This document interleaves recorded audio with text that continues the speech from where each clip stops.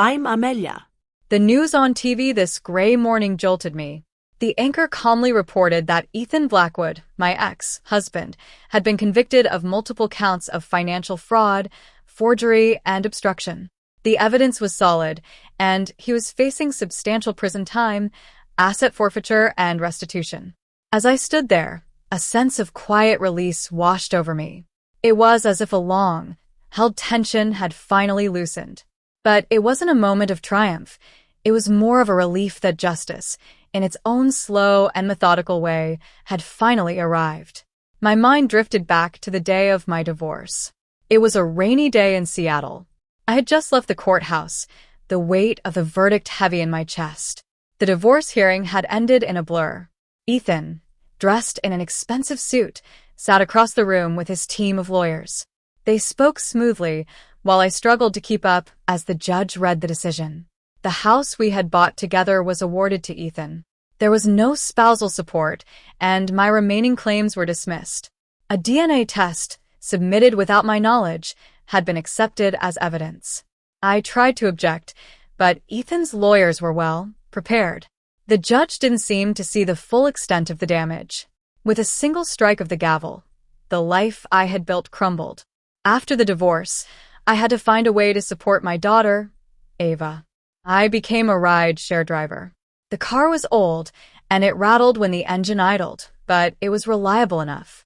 Ava often rode with me in the back seat, sleeping through the long drives. We lived frugally, stretching leftovers and carefully choosing groceries. Childcare was a luxury I couldn't afford, and my friends were too busy with their own lives to help. One day, while driving, I got a ride-share request. 2 passengers, a man and a woman, were waiting at the transit hub. They were carrying modest travel bags and were very polite. When they saw Ava sleep in the back seat, they apologized. I assured them she would sleep through the ride. As I drove, I tried to focus on the road. But then, I started to overhear their conversation. The woman said, "If everything goes as planned, the cleaning position will give me access to Ethan Blackwood's company within a week." The name hit me like a ton of bricks. My foot instinctively hit the brake, and the car jolted. Ava stirred in her seat, but quickly settled back to sleep. The man asked if everything was okay, and I quickly made up an excuse about a dip in the road. My heart was pounding, and I couldn't believe what I was hearing. I tried to convince myself there were other Ethan Blackwoods, but the context was too specific. After dropping them off, I was shaken. I knew I had to make a decision. I called my friend, Maya. We sat at her small kitchen table, and I told her what I had heard. Maya was firm, saying I didn't owe Ethan anything. But I couldn't stop thinking about the moral implications. What if something bad was going to happen, and I knew about it but said nothing? In the end, I decided to call Ethan.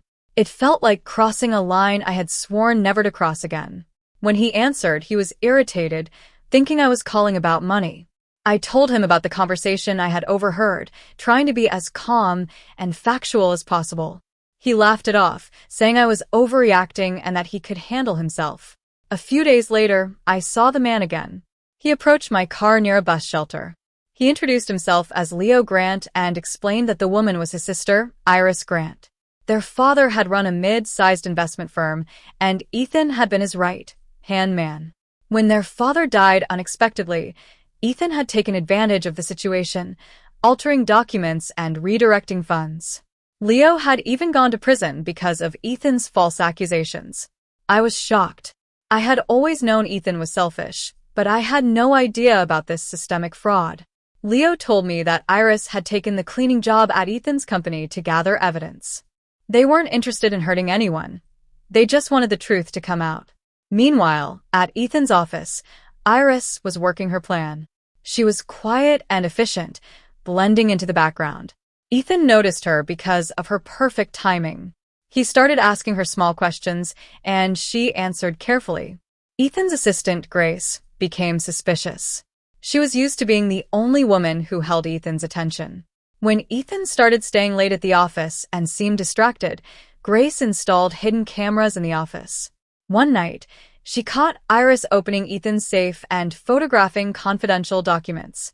Grace immediately called Ethan, and he rushed to the office. When he saw the footage, he was furious. Iris, however, was calm. She presented a folder to Ethan, showing evidence of his financial fraud. She explained that the originals were already in the hands of the authorities. At that moment, Leo walked into the office, and the truth came out. The police arrived, and Ethan and Grace were detained. As they were led away, I felt a strange mix of emotions. I wasn't happy about Ethan's downfall, but I was relieved that the truth was finally out. In the following weeks, the legal process unfolded. I was surprised to learn that Leo had insisted my situation be reviewed separately during the restitution discussions.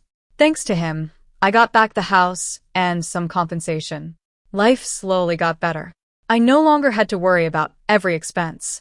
I enrolled Ava in after-school care, and she was happy to be with other kids. Eventually, I left ride-share driving and found a more stable job. Leo and I stayed in touch. Our conversations started as practical exchanges about paperwork and loose ends. Over time, we began to talk about ordinary things, like food and the weather. There was no rush, and whatever was forming between us was based on mutual understanding.